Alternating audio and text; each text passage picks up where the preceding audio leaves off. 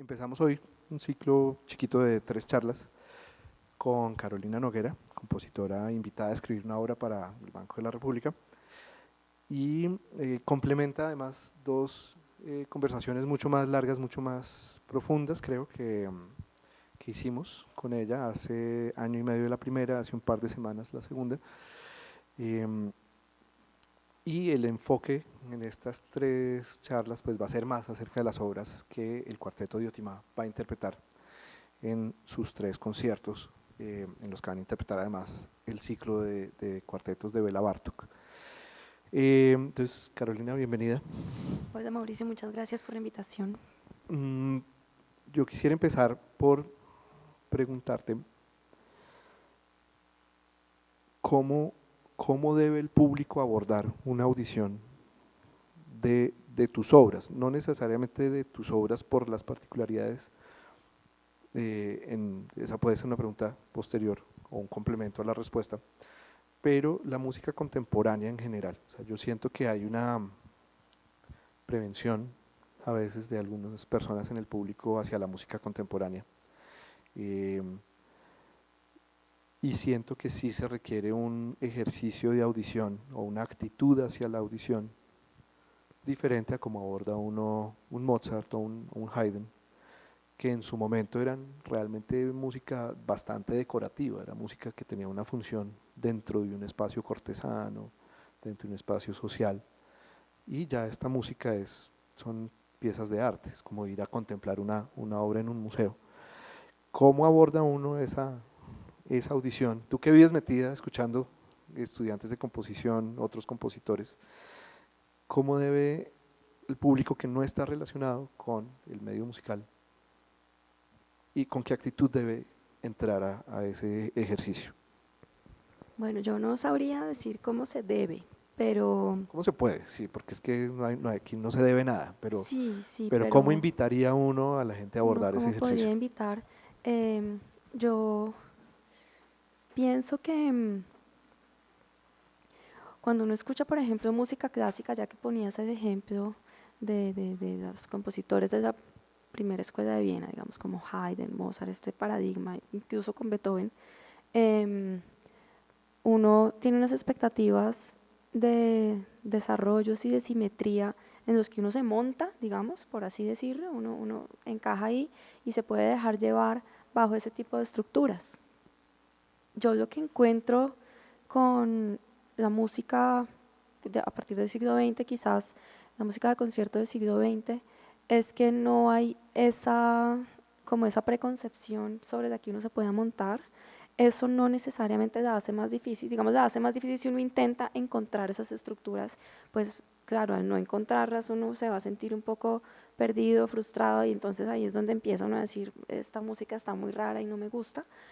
Pero a mí curiosamente se me ha facilitado más que la música clásica, clásica en el sentido estricto del término, porque pienso que se puede escuchar sin prevenciones, que se puede escuchar siendo uno mucho más libre, y simplemente dejándose tocar por los sonidos y confiando en que no va a ser hiriente en el sentido de que no voy a volver a tocar los materiales y entonces me voy a perder o algo así, pero pienso que es una música muy intuitiva y muy sensorial, es decir, importa mucho el timbre, importa mucho las dinámicas, entonces como si a uno lo tocara el timbre, o si a uno lo tocaran las dinámicas, entonces la música te toca Para más los que no pasito o manejan el más duro. vocabulario, ¿qué es el timbre?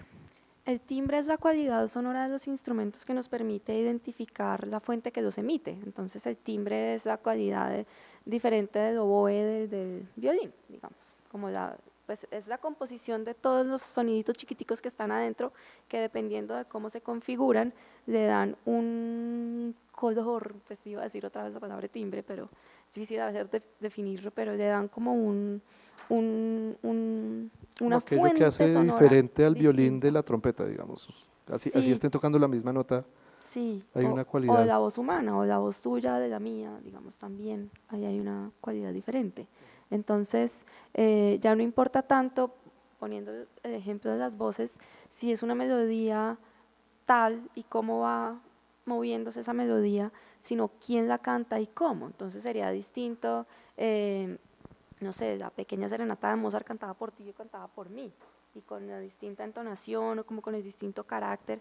Claro, eso siempre es importante también en la música de antes, pero curiosamente las partituras no eran tan específicas antes. Tú tenías las notas, las interpretabas un poco con los instrumentos que estuvieran disponibles, sobre todo en el barroco y de ahí para atrás, lo importante eran como quien dice las notas. Pero a medida que ha evolucionado la música o sobre todo que ha ido avanzando la historia de la música, se ha empezado a hacer más importante cómo se tiene que tocar, quién la tiene que tocar, cómo tiene que atacar el sonido, porque ahí hay un aspecto importante en la expresión. O sea, no es importante cualquier frase dicha por ti, recién levantado, bravo, contento, con unos traguitos. Es distinta la frase que estás diciendo. No importa, si la tenemos escrita, lo importante no es solamente ese mensaje, es decir, lo importante no son solamente las notas o la melodía, lo importante es ese ejercicio interpretativo, esa expresión que yo estoy dándole e imprimiéndole a la secuencia de notas que sea que tenga. Entonces, esas notas ceden importancia a lo otro. A un contenido quizás más Expresión. emocional, personal, Sí. que es quizás ese gran rompimiento con esas viejas escuelas, ¿no? Que son además, pues lo decíamos, la corte, la estructura, la jerarquía. Aquí hay el individuo Sí, tiene voz propia, podemos verlo como una expresión casi que democrática. algo Sí. así podría ser, sí. Eh, la obra que hoy vamos a escuchar es el cuarteto número uno. ¿Cuándo fue escrito este cuarteto y en qué periodo de tu carrera? Entre 2006 y 2007, digamos que 2006 recién había llegado yo al Birmingham, Inglaterra. Fue como una de las primeras obras que escribí durante mi maestría. Es una obra, ahorita estaba escuchando y tenía una pregunta que tiene que ver con lo que habíamos hablado antes eh, en otra charla que la pueden ver en YouTube.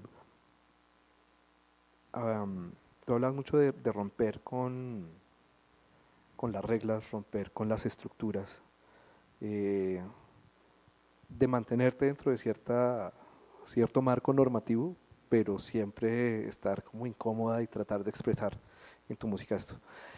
Esta obra, me parece a mí, es como una reflexión sobre la espiritualidad y esa incomodidad que pueda haber, que tú misma lo dijiste en una charla anterior, en el colegio de monjas, por ejemplo, o con nuestra sociedad católica tan vertical y tan conservadora en ciertos aspectos.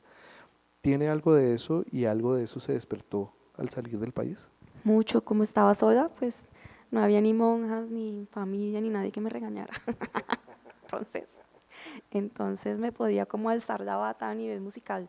Mm, y estaba también lejos de como de mis maestros de composición de la universidad, estaba como lejos de cualquier autoridad que me hubiera podido tratar de normativizar a mí. Entonces tiene mucho de eso. Pues de hecho, al llegar a Inglaterra fue durito, fue como rudo porque pues mi inglés no era así maravilloso y sobre todo mi inglés británico era cero maravilloso. O sea, yo aprendí inglés gringo y cuando llegué y me bajé del avión resultó que yo no sabía inglés o que esta gente hablaba una cosa muy rara porque hablaban rapidísimo y con un acento distinto, entonces sí fue chocante la llegada, como pues además yo no tenía mucha experiencia viajando sola, entonces sí fue como que sufrí un poco, digamos. Em, entonces esta soledad yo creo que se ve bastante en mi primer movimiento, o sea, como que si era una soledad de, bueno, hay mucha gente que se siente sola, pero entonces reza y entonces está Dios acompañándola. Como que yo sentía que cuando yo estaba sola, estaba de verdad sola, no había nadie más y nadie más aparecía. Entonces tiene mucho de Pero eso. ¿rezabas sola en Inglaterra? No, yo No. dejé O sea, pues como de rezar más o menos a los 9 o 10 años, pero, pero, pero sabía que, pero a veces decía como, bueno, no, de pronto hay algo adentro, como, y no, nada, era como, realmente sí, yo estoy sola, estoy muy sola. mm, es que esto me acuerda a dos cosas y es muy interesante porque pues me puse a escuchar esta mañana el cuarteto en gran detalle y movimiento a movimiento, además porque hay algo también que trae y bueno, ahorita volvemos al otro tema, pero para mí fue mucho más fácil escuchar la obra teniendo los títulos de los movimientos. O sea, como que esa descripción emocional sí me permitió tener de dónde cogerme para armar mi propio viaje, además. Sí. Ahorita volvemos a la obra, pero o sea, para ti es importante poner esos nombres que muchas obras tuyas no son cuarteto 1, 2 y 3 y 4 y 5 y 6A y opus, sino muchos movimientos y muchas obras tienen nombres muy específicos que lo llevan a uno o a una zona geográfica, a un estado emocional o algo así. Eso es importante para ti, y cómo se diferencia eso de otras prácticas que ves tú en otros compositores o en la actitud hacia la composición. Sí, para mí es súper importante como saber de dónde está saliendo la emoción con la que voy a componer. O sea, como contextualizar el estado emocional, afectivo. Sí, para mí es súper importante, y yo veo que para muchos compositores, pues para algunos compositores, lo importante es que hay un material, el que sea, y que tiene un tipo de desarrollo, o sea, que hay unas particularidades de ese material en las que uno se va enfocando a medida que transcurre la obra, y el desarrollo se basa en eso y ya, y entonces a veces el desarrollo pues es una forma en 3 partes, con una transición, donde la tercera parte vuelve a retomar los materiales de la primera, entonces de repente se parece a las formas sonata, que tienen es una estructura vagamente así, y lo importante realmente es como todo el viaje de esos materiales iniciales, de esas melodías o de esos gestos musicales iniciales. Pero a mí me importa más es como el estado en el que se cocinaron esos primeros gestos. Y ya volviendo a la obra,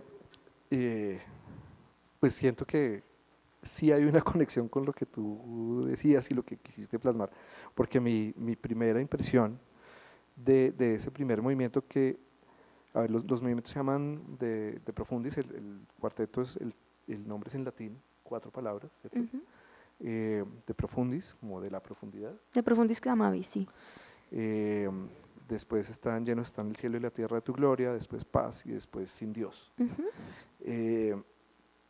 Y ese primer de profundis yo me invento metáforas y trato de entender qué se está tratando de expresar musicalmente, y yo lo que sentía era un vacío, una angustia y una soledad, así lo escribí acá. Eso era un vacío espiritual, un vacío estético de cambiar las reglas y no sé de dónde cogerme a nivel artístico. De hecho, que era una cosa muy personal, muy artística, muy espiritual. ¿De dónde venía esa soledad en ese momento? Sí, eran las 3 cosas, como que ahí la vida sí se estaba partiendo en 2, porque pues como que por primera vez estaba muy lejos, y yo cuando me vine a vivir a Bogotá también había como un de profundis, también había como un dolor en el estómago todo el tiempo, porque además no me desubicaba muy fácil y no, o sea, constantemente aquí en Bogotá me pasaba que no me acordaba dónde era el sur y dónde era el norte, entonces empezaba a caminar para el norte y resulta que iba para el sur, y pucha, y mismo me entraba el de profundis, pero, pero, pero en Inglaterra fue otra vez esto, o sea, fue otra vez como, fue madre, no sé dónde estoy, no sé para dónde va este bus, no sé, no me acuerdo dónde queda el conservatorio, pero además no le puedo preguntar al chofer porque no le entiendo. Es decir, es más fácil comunicarse con otro extranjero, con alguien de la universidad que sabe que uno no es de aquí, que entonces habla más despacio, pero en la calle te van diciendo rapidísimo qué tienes que hacer y ya, o algo así, entonces pues no era tan fácil desenvolverse, entonces había como una especie de vacío geográfico, digamos, había pues como este vacío de que no hubiera absolutamente nadie a quien acudir cerca, pero también un poco la sensación de que desde antes de viajar yo necesitaba encontrar algo en lo que yo creyera más como desde mis entrañas, como a nivel intuitivo, es decir, yo fui buena estudiante y siempre he sido buena estudiante, pero estaba muy cansada de ser buena estudiante y necesitaba que fuera más significativo el acto de componer y que no fuera simplemente, pues, no sé, o sea, casi que podría ser operaria en una fábrica de composición y daba lo mismo, porque simplemente estaba haciendo lo que había que hacer y ya, pero no podía tener sentido para mí hacer eso. Entonces también había como una especie de vacío disciplinar, de vacío estético, de que no todo podía ser vanguardia, porque como porque sí, como por estar a la moda o como porque había que hacerlo, no, no, no. Entonces también había un vacío como en ese sentido. ¿Cómo se describe eso en la obra? Micho, eh, aquí ahorita en un rato vamos a escucharla. ¿Cómo podemos ver esos gestos en la escritura de la obra? La obra tiene 4 movimientos, como tú decías ahorita, de Profundis Cremavi, Plenis sunt cedit terra tua, Gloria tua, Pax y Sine Deus. Es decir, desde las profundidades te llamo, llenos están el cielo y la tierra de tu gloria, paz y sin Dios. El primer movimiento pues encarna como todos esos sonidos de, como de sustico, como de angustia, como de, uy, me perdí en el aeropuerto, así como ese dolorcito en el estómago que todos hemos tenido en alguna situación, pero yo como que me detuve a sentirlo y a ponerlo en un gesto musical, a desarrollarlo. El gesto es muy cortico, el gesto es el inicio del cuarteto que es como frum, pam, pum, una cosa así, como un rasguño, en un sonido como con mucha presión en el violonchelo, un pizzicato en el violín 2 y luego digamos en un sonido agudo en el violín 2 y luego otra vez un sonido grave en el violonchelo. Quiero entonces entrar a otra pregunta y vamos mezclando temas. Listo. Ese rasguño en la viola, perdón, en la empieza viola, en la es en viola. la viola. Eso no es algo que uno vaya a encontrar me quedo en Mozart y Haydn, pero pues de ahí en el siglo siguiente tampoco lo encuentra uno. Eso entra dentro de lo que se llaman técnicas extendidas, hablemos un poquito de Eso, qué gestos y qué vocabulario usa la música del siglo XX para acá, que sirven para expresar esas cosas personales de cada compositor y que a veces son tan ajenas al público y no sabe de dónde salieron y le puede sonar feo, pero a mí me parece que si uno entiende que eso es un vocabulario o una extensión del vocabulario, puede ayudar mucho más a la comprensión de esta música. sí, sí son técnicas extendidas efectivamente, es decir, el cuarteto mío empieza con sonidos, con un sonido particular de técnica extendida que es tocar. Pero definamos primero qué es técnica extendida. Tocar con mucha presión sobre una de las cuerdas. Técnicas extendidas, como más o menos el nombre lo indica, es ampliar o extender la forma o la técnica con la que tradicionalmente se tocan los instrumentos y que buscan como un sonido bastante distinto del tradicional con el que uno asocia el instrumento cuando lo toca en el centro entre el puente y la tastiera, digamos, del violín. Entonces ahí se oye ordinario, ahí es donde más resuena el instrumento. Entonces cuando uno se aleja de ahí, el sonido puede ser más débil, más pobre, más sucio, como ruidoso, y por lo general cuando uno está empezando a aprender el instrumento, uno evita todos esos ruidos y todos esos lugares en que como que no suena violín o no suena violonchelo, pero en realidad son sonidos que se han tipificado, que se han estructurado y que han hecho parte del vocabulario de la composición, porque tienen riqueza tímbrica nuevamente, porque tienen unos sonidos interesantes que se pueden escuchar, o sea que no hay una sola manera de asociar el sonido de las cuerdas frotadas, sino que de ellos toda la parte del instrumento, o sea incluso pegarle a la caja de resonancia es un sonido en sí mismo interesante y expresivo. Ese rasguño para mí era esa angustia, es esa angustia y entonces cuando estemos escuchando la obra, quizás ese es un buen momento para entender ese llamado desde la profundidad. Porque si la angustia era ubicarse en el aeropuerto y no poder entenderle al chofer del bus, ¿por qué el recurso es en latín y hacia lo religioso? Por esa soledad, o sea, porque creo que listo, si no puedo hablar con nadie, ni con el chofer, ni con la azafata, ni con nadie, pues ¿quién? O sea, como que tendría que haber alguien, no hay nadie. Normalmente como que está la idea de que cuando uno está solo está Dios, pero tampoco, entonces quería volver al latín porque siempre he asociado al latín y a las misas y a no sé qué, a todo esto pues como con la liturgia, entonces quería de todas maneras intentar como bueno, está bien, miremos a ver si aparece Dios, y un poco como que intenté llamarlo en latín y con la música, digamos. El segundo movimiento es llenos están el cielo y la tierra de tu gloria. Descríbelo tú a ver si coincide tu intención con lo que yo escuché. Pues vuelvo brevemente al primero para entender mejor cómo llega el segundo.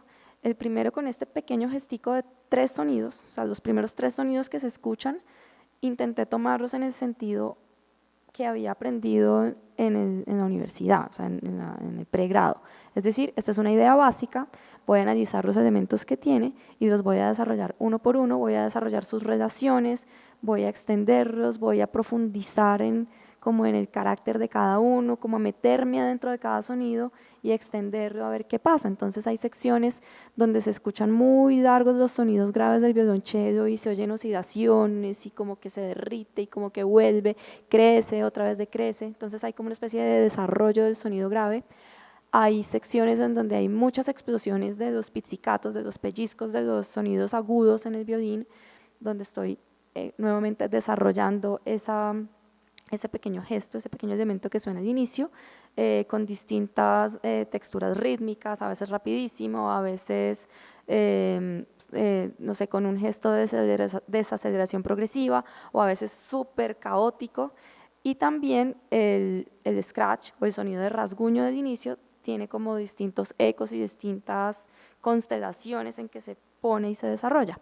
Entonces, digamos que el primer movimiento es como una queja de, pues pucha, estoy sola y no tengo ni la Universidad Javeriana, no tengo ni a mi familia y no tengo el español, no tengo absolutamente nada aquí, pero bueno, de todas maneras voy a hacer la tarea juiciosa y voy a desarrollarlo bien. En el segundo movimiento, por sobre que tú me estás preguntando, llenos están el cielo y la tierra de tu gloria, como que me tranquilicé y dije, no voy a seguir peleando con el sonido ni con el silencio. No se trata ya de rasguños, no se trata de los pizzicatos más agudos y más desordenados. Quiero escuchar otro tipo de sonidos del instrumento. Entonces este empieza con armónicos, o sea, con sonidos sencillos, muy agudos, muy pasito, y traté de estar como en un estado más contemplativo de este tipo de sonoridades.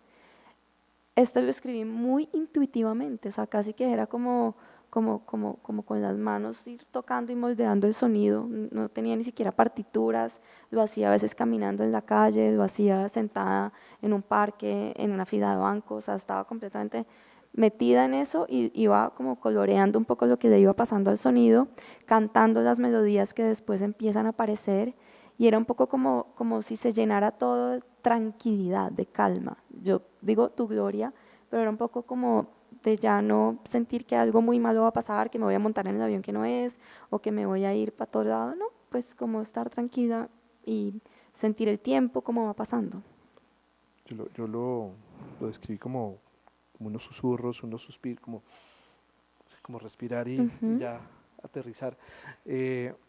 Cuando uno sale del país a vivir a otro lado, siempre se habla bueno, los gringos por lo menos cuando uno llega a la universidad hablan de que hay un culture shock, un shock cultural. Y es que entonces ya uno no puede comer ajiaco y entonces, ¿cómo así que aquí no comen ajiaco y aquí todo es hamburguesa y este frío? Es que como que esa resistencia que Ujú. uno puede tener a eso y finalmente o uno se acostumbra o se devuelve, no hay Ujú. nada que hacer. Entonces, el, yo sí sentí eso como ese estado en donde uno decide ya no pelear Sí. contra su entorno y Ujú. sí se siente así y yo creo que esa es la invitación como a hacer un poquito ese viaje al escuchar la obra. Ujú. Eh, Muy bien. Eh, Pax es el tercer movimiento. Empieza con un solo de viola. Sí, también, sí. ¿Qué hay ahí? Entonces, este es curioso porque en la música tonal, en la música que se escribió, digamos en términos generalizando mucho, pues como hasta muy iniciado, pues apenas el siglo XX, hay un centro. Las melodías empiezan en una nota, tienen una pequeñña curva expresiva y vuelven a esa misma nota. ¿Qué es lo que vemos cuando uno ve que sonata en do mayor y el concierto en re menor? O sea, esa Es nota es como exacto, el el eje eje central. sobre el que giran Ujú. Yo no todos los podría otros compararlo, movimientos. pues como para ilustrarlo, con el punto de fuga de los cuadros clásicos, desde donde se genera la perspectiva, o sea que todo va hacia un eje y desde ahí parte de eso, y lo que rompe el siglo XX es con esa jerarquía de que hay un centro, como que todo se despelota. Sí, porque hay como muchas miradas y muchas perspectivas, entonces al querer juntarlas ya no se sabe de dónde se mira las cosas. Entonces, el hecho de tener tonalidad es una cosa que se empezó a volver como mal visto en la composición, porque después como de tantas vanguardias que ha habido en el siglo XX, de repente seguir componiendo como en la usanza del siglo XIX, del siglo XVIII, estaba mal, o sea, era boleta, era feo, y estaba mal, yo no podía sacar mala nota. En la Entonces, Javeriana. bueno, pues por lo menos iban a hacer más la cara y iban a regañar, no sé si iba a sacar más la nota. Yo no me atreví a hacerlo. El hecho es que yo dije, voy a poner armadura de fa menor. O sea, me sentí como, yo no sé, como si saliera con una cresta a la calle, como si saliera con la minifalda más corta. Yo me sentía haciendo una cosa muy irreverente con esa armadura de fa menor, pero yo dije de malas, pues aquí no, estoy segura de que no me van a poner más la nota, por lo menos nadie me va a mirar feo, porque sí, una cosa que había en el conservatorio donde yo estaba es que eran muy abiertos, entonces yo dije, listo, esto es contracultural para mí, poner una armadura de fa menor, y de donde vengo es muy mal visto, pero después de que ya me tranquilicé con el segundo movimiento, después de que ya dejé de pelear, de que pude sentir la respiración y el paso del tiempo y estar tranquila, quiero escuchar una especie de arrullo, como una melodía que me sitúe y me diga, usted donde está sentado, usted está bien. O sea, usted ahí en fa está bien. No necesita ni ser dodecafónica, ni rasguñar, ni nada. Ahí en fa está bien. Y esa es esa melodía. Y esa melodía está escrita en un estilo, digamos, de la tonalidad, que en realidad es previo a la tonalidad. Está escrito en un estilo modal que más vale recuerda como un poco al canto gregoriano. O sea, trata de asemejarse como a un canto litúrgico, de pronto de la iglesia ortodoxa, o sea, algo muy sencillo pero antiguo, no es ni siquiera un estilo del siglo XIX o del siglo XVIII, es algo anterior. Y hay algunos gestos, la textura del acompañamiento, por ejemplo, que es simplemente un do en el violonchelo, es de una textura que se llama de bordón, que era muy usada en el medioevo también, como que en esa época la armonía todavía no se había explorado lo suficiente, entonces simplemente un pedal ahí en do, que es un bordón, con algunas intervenciones de campanitas, porque sí me parece que es importante la referencia a lo litúrgico. Y emocionalmente, ¿cuál es el paso ahí de esa calma del segundo movimiento, de alguna manera una resignación, emocionalmente este movimiento que refleja? Pues es que el segundo movimiento es como que estoy tranquila, ya no peleo más, acepto una especie de deidad, pero más desde el panteísmo, es decir, más como que en las flores está Dios, en las nubes está Dios, no es tanto un ser como una cosa monoteísta, sino es como un estado pacífico, tranquilo, bello de la naturaleza. Y es un poco caótico y hay una cantidad de sonidos muy desafinados en el segundo movimiento, pero que no chocan porque son de una armonía natural, o sea, están como puestos en la forma como naturalmente se afinan los instrumentos, que no es la forma tradicional de afinar los instrumentos. El tercer movimiento, al estar en fa menor y al recordar la iglesia, es además decir, listo, ni siquiera voy a pelear con la iglesia. Wow, te reconciliaste con las monjas del colegio. Un poquito, pues, pero un poquito. Tengo mis campanitas desafinadas por ahí metidas también. Además, tiene que ser con una iglesia medieval, no podría haber sido con la iglesia del colegio jamás. Muy bien. Y curiosamente, el cuarto movimiento se llama Sin Dios. Sí. Entonces, ¿cómo explicamos ese regreso? Porque es un poco como que me tranquilizo y no peleo, pero de todas maneras yo tengo mi propio camino. Es decir, a mí me empezó a fascinar y yo creo que fue una coincidencia extraña. Yo una vez entré a la biblioteca en el Conservatorio de Birmingham y encontré un libro sobre el carnaval que me encantó, me pareció lindísimo y empecé como por hobby a leer sobre los carnavales en el mundo, como en España, en Bulgaria, en México, en Bolivia, ya sabía los de Colombia, pero de repente empecé como a encarretarme con ese cuento Y me gustó mucho conocer la etimología del término, de carnem levare, la despedida de la carne, y en realidad es el inicio de la cuaresma, o sea, como una fiesta brutal antes de empezar en un periodo de, como de austeridad y de introspección y de prepararse pues para sentirse lo peor un poco. Pero me pareció muy chistoso que la despedida de la carne es como la fiesta de la carne, o sea, es como que me voy a despedir de chorizo y entonces me como todos los chorizos que existen sobre la faz de la tierra. Entonces me gustó un poco esa contradicción, me gustó un poco que es un día para que todo se haga al revés, que es un día para desafiar todas las normas y donde muchas veces los dioses de la cultura propia, digamos en el caso de América, habían sido prohibidos y reemplazados por el diablo, entonces empieza a haber esas adoraciones al diablo, porque eso, en realidad lo que estaba tratando era de adorarse los dioses previos a la evangelización. Entonces me gustó porque me pareció en realidad como un acto de rebeldía y de decir yo me siento cómodo con lo que soy, no con lo que me quieren imponer, si necesito cambiarle el nombre a lo que yo soy para que no me maten, está bien, pero yo sigo adorando en lo que yo creo, y eso me parece que significaba el carnaval. Entonces, pues un poco como que al final de ese movimiento estoy feliz sin estar buscando el Dios que no aparece. ¿En cuánto tiempo escribiste la obra? Y me pregunto si ese viaje emocional que has descrito a través de los 4 movimientos, emocional, espiritual, muy personal, se dio también en el tiempo de escritura de la obra. Es posible, sí, como unos 3 meses, me demoré 3, 4 meses, no sé, algo así. Shock cultural, En el muy, shock muy rápido. cultural. Bueno, esta obra la grabó el cuarteto Manolov, Manolov. si no estoy mal, en 2000, aquí está el disco, 2009. ¿Estabas en Colombia ya en ese momento? Estaba en Inglaterra, no pude venir O al sea, estreno. ¿cómo participaste en las opiniones de esa grabación? No participé en las opiniones de la grabación, yo trabajé ese cuarteto en Inglaterra con un cuarteto que estaba como en convenio con el conservatorio, el cuarteto Kreutzer, y hicimos como una lectura de la obra en una catedral, me acuerdo. Pues fue chévere porque escuchar toda la resonancia en la catedral y el hecho de que hubiera como un referente a lo espiritual y a lo litúrgico me gustó mucho, pero bueno, pues no se grabó y no se tocó completa como en concierto, simplemente se tocaban pedazos, se conversaba, se trabajaban cosas. Luego la trabajé con un cuarteto de amigos del conservatorio y la grabé como quien dice para entregarla pues en el portafolio para la evaluación y ya. Entonces no pude participar en la... Bueno, y ahorita tenemos entonces la oportunidad o tienes la oportunidad, tuviste la oportunidad ayer de trabajar con el cuarteto de Diotimá.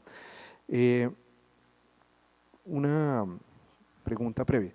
Hace 2 años, cuando estrenamos el cuarteto de Jorge, que le encargamos a Jorge Pinzón, tú viniste al concierto, nos encontramos por ahí en el corredor y yo te avisé que muy pronto te iba a llegar una carta invitándote a escribir una obra para el banco y que no había ningún afán, pero que sí necesitábamos saber para qué formato querías escribir y sobre todo quién querías que lo escribiera. Y de inmediato es la respuesta más rápida que yo he tenido a estas invitaciones. Dijiste, quiero escribir un cuarteto de cuerdas y quiero que lo toque el cuarteto de Diotimá, que tocaba esa noche la obra de Jorge. ¿Por qué Diotimá? Pues hay muchos cuartetos muy reconocidos que se han como especializado y dedicado a tocar música contemporánea. Yo pues he conversado bastante con Irving Arditi, el violinista que fundó el cuarteto Arditi.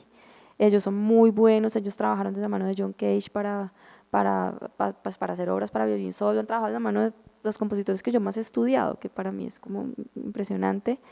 Y ellos son muy, pues, como muy estrictos, muy precisos, pero siempre programan, no sé, todo Fernijo o todo Lachenmann y siempre es música contemporánea.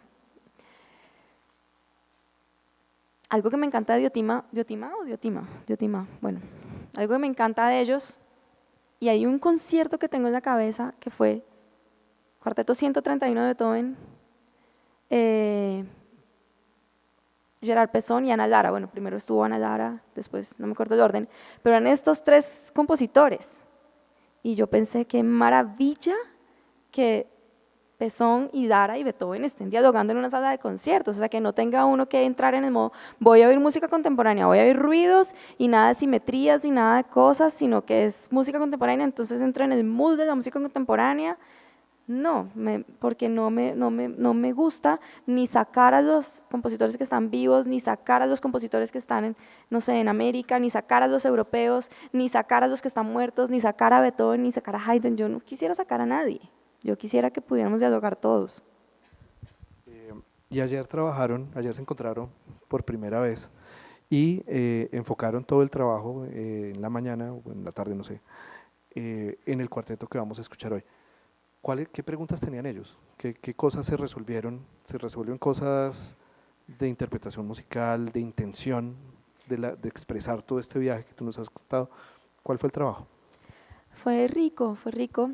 Acabo de recordar que yo sí participé un poquito antes de que Manolov grabara el cuarteto. Me acuerdo que trabajamos en la casa de Mincho Badev, el violonchelista, y no hubo así como muchas preguntas, pero ya que me lo dices, ayer trabajábamos mucho, por ejemplo, en el segundo movimiento trabajamos bastante qué tan brillantes debían ser los armónicos sobre los que se va empezando a llenar el espacio lentamente. Supongo que esos armónicos eran como la gloria o algo así, que va empezando a colmar todo el espacio.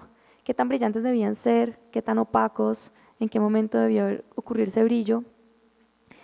Y había tantas gamas tan distintas que yo había pensado que había algunas diferencias, pero no tantas gamas, y fue lindísimo la propuesta que ellos traían de, mira, hemos pensado que podría ser así, no, pues fue increíble, realmente creo que una de las cosas que más disfruto es eso, los conciertos los disfruto mucho, pero también me asustó bastante y pues quiero que salga bien, pero como en esa sesión de lectura, todo como es posible, el diálogo, yo lo disfruto muchísimo, y esa fue pues una de las preguntas que tuvimos. Otra fue tratar de encontrar el tempo del cuarto movimiento, que me acuerdo que para Manolov no fue muy difícil, porque es una dancita medio bambuqueada, y ellos ayer estaban un poco incómodos, y si el metrónomo en 80 se les iba muy rápido, entonces me tocó cantarla y como medio encontrar la cosa con ellos.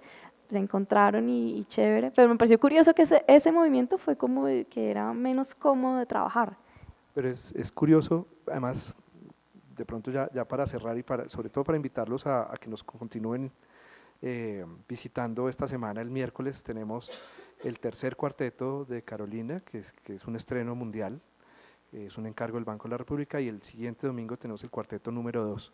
Y la idea es que antes de cada concierto hagamos un poco una charla así profunda acerca de cada obra.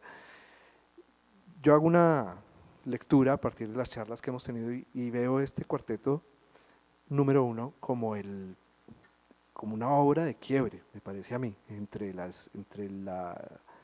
no quiero llamarlo dogmatismo, sino en tu formación, en donde uno está en formación con cierta reverencia y como siguiendo cierto orden para poder cumplir con el pensum, y ya salir a ser uno mismo, salir uno a la vida y ser uno mismo con los valores que uno cree que son los correctos. Y cuando hablas de encontrar la tonalidad, pues has ido encontrando ese recurso en la música popular colombiana, esos gestos que se introducen, que me imagino que estarán presentes en el cuarteto número 3, que estrenaremos el miércoles. Curiosamente, eso es lo más difícil para los cuartetos que no son colombianos, ese gesto que pone de presente ese choque entre la música popular y la música tan escrita, ¿no? Desde esa tradición escrita versus una tradición oral.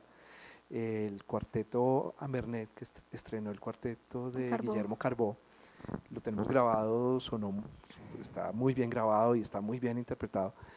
Al año siguiente lo estrenó tocó el cuarteto Cuarte, y el cuarto movimiento es un tumbado total, suena completamente diferente, o sea, suena barranquillero como es Carbó. Entonces esa parte es muy interesante. Yo creo que ya debemos terminar, el concierto empieza en 15 minutos. Reitero la invitación para que nos veamos el miércoles a las 6:30 para hablar del tercer cuarteto que estrenamos, y el próximo domingo a las 10 de la mañana para hablar del cuarteto número 2.